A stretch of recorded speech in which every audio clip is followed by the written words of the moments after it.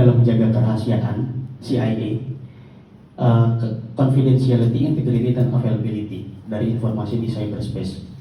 Lalu standar yang digunakan untuk cyber security biasanya menggunakan ISO 27032.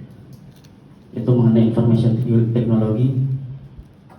Lalu untuk di information security, ini proses dan metodologinya. Jadi di sebelah kiri itu adalah proses metodologi dari risk assessment, dari manajemen risiko, karena memang seluruh standar terutama di ISO ya, dan kalau di instansi swasta memang seluruh proses itu akan dimulai dari risk management. Jadi awalnya kita melakukan risk assessment terlebih dahulu, makanya ini kami tampilkan mengenai risk assessmentnya.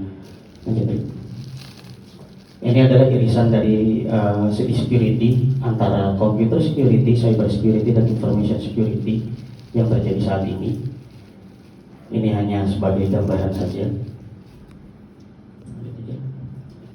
Baik, ini adalah information security and cyber security framework. Jadi yang saat ini ada beberapa framework yang bisa digunakan dalam melakukan dalam information security dan cyber security. Yang pertama ada NIST, lalu ada ITIL yang sekarang ITIL 4, lalu ada COSO framework, dan ada COBIT.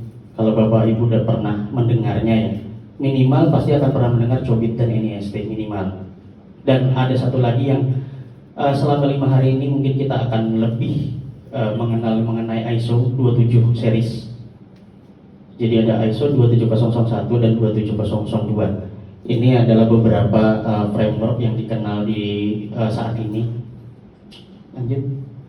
Mengenai NIST, ya ini sedikit mengenai NIST. Ini salah satu frameworknya.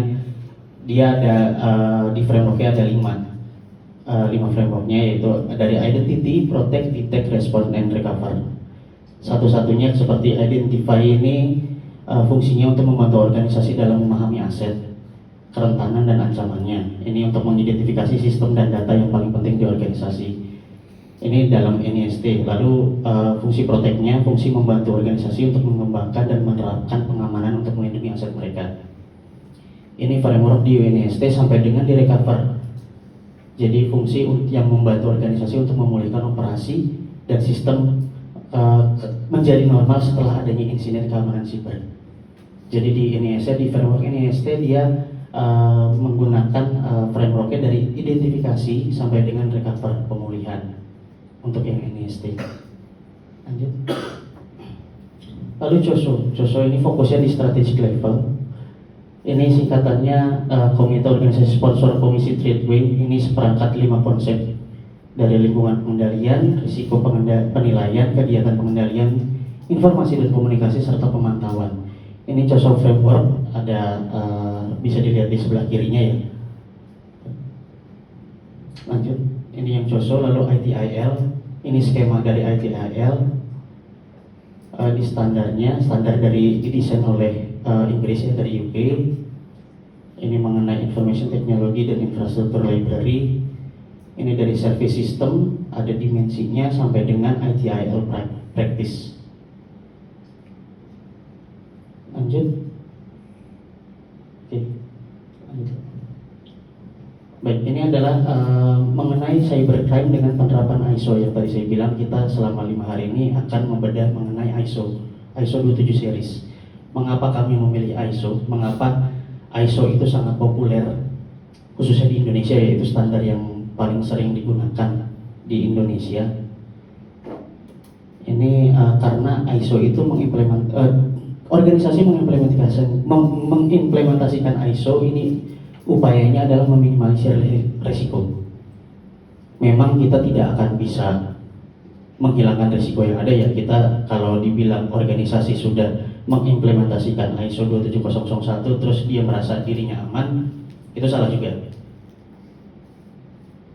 Kita mengimplementasikan ISO 27001 upayanya adalah untuk meminimalisir risiko.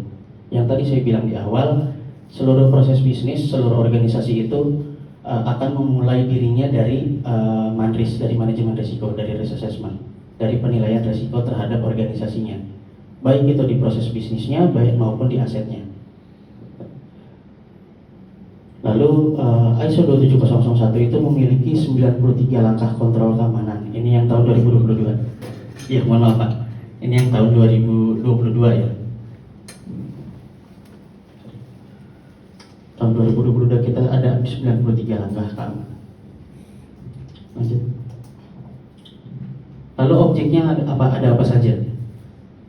Informasi adalah aset yang memiliki nilai yang sama pada sebuah organisasi sehingga perlu dilindungi dan dikelola dengan baik. Lalu objeknya apa saja? Asetnya apa saja? Yang pertama ada personal information, ada cloud customer information, ada anggarannya, ada budgetnya, ada business plan-nya. Jadi ini adalah informasi-informasi yang memang harus dilindungi. Ini adalah objek-objek yang ada di dalam SMKI, ada di dalam sistem manajemen keamanan informasi yang harus kita lindungi, yang harus kita minimalisir risikonya. Sampai dari personal information sampai dengan fisiknya, bahkan supplier pihak ketiganya pun itu harus kita lindungi, karena di situ ada risiko di dalamnya.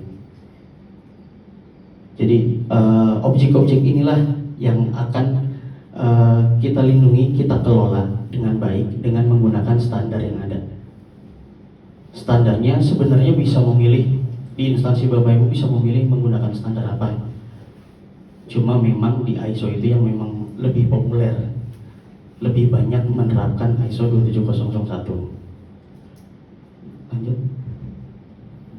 Nah, ini ISO framework. Ada di sebelah kiri ada gambar plan, do, check, dan act. Intinya adalah di plan, do, check, dan act. Lalu di sebelah kanan ini adalah skema dari risk assessment ya. Jadi sebelum kita beralih ke ISO framework, tentunya kita tetap menggunakan risk assessment. Kembali semuanya akan diawali dengan risk assessment. Lanjut.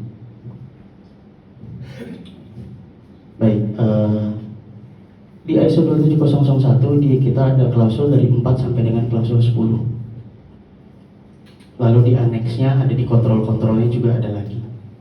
Ini adalah sedikit pengetahuan mengenai klausul di 27001. Pada klausul 456 di 27001 merupakan klausul untuk plan, untuk perencanaan. Lalu di 7 dan 8 itu adalah do. Ini di sebelah kirinya ada skema. Nanti akan kita satu-satu akan kita perlihatkan. Lalu di klausul 9 dan 10 merupakan klausul untuk check dan action. Untuk klausul 9 itu adalah check, untuk klausul 10 dan act. Lalu di aneksnya, di kontrol-kontrolnya, ini yang akan kita yang masuk sebenarnya ke dalam materi Bapak Ibu sekalian. Jadi akan ada 4 kontrol, akan ada 4 kendali: organisasi, people, physical, dan teknologi. Sebenarnya kita akan masuk ke dalam aneks-aneksnya di 27001. Tapi kami akan memperlihatkan terlebih dahulu klausul-klausul yang ada. Jadi Bapak Ibu di AAKI nanti Bapak Ibu akan bermain di aneks yang paling atas itu, ada 4. Oke, lanjut. Nah ini aneks yang akan Bapak Ibu pelajari, yang akan Bapak Ibu terima sebagai AAKI nanti, asisten auditor keamanan informasi. Yang pertama adalah kontrol organisasi. Ini masuk aneks 5. Lalu aneks 6 ada kontrol manusia atau people. Lalu ada kontrol fisik dan kontrol teknologi. Lalu di organizational control ada 37 kontrol.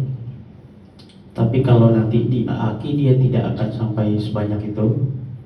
Lalu di people control ada 8. Di physical control ada 14 kontrol, namun menurut SKKNI ya, menurut SKKNI yang di AAKI seperti physical control seharusnya ada 14 kontrol di 27001 atau 27002 ya.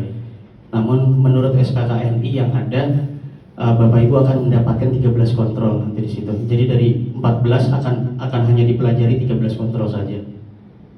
Lalu di kontrol teknologi dari 34 kontrol akan ada ya, dari 34 kontrol di teknologi, untuk AAKI hanya akan mendapatkan 4 kontrol saja. Fokusnya di 4 kontrol.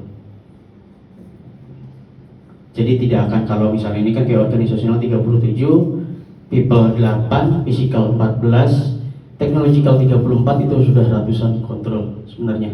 Semoga sih selama berapa ya, 5 hari ini bisa sampai semuanya sih ya Pak ya. Karena lebih enak nanti akan praktek, lebih enak praktek karena kan memang tujuannya kan untuk sertifikasi, jadi akan langsung praktek saja lebih enak. Iya, Bapak Ibu membawa laptop atau bawa ya? Bawa laptop ya? Kalau bawa laptop, alhamdulillah. Kalau nggak bawa laptop baru bingung. Oke, lanjut. Oke, selanjutnya adalah definisi SMKI. Namun ini sepertinya kita coffee break dulu saja ya Bapak Ibu ya. Kita selesaikan dulu, kita coffee break. Nanti kita masuk maksimal berarti 10.40 lah. Jam 11 kurang 10 kita sudah masuk lagi maksimal. Ya. Ini materinya boleh di-share di... Iya, nanti akan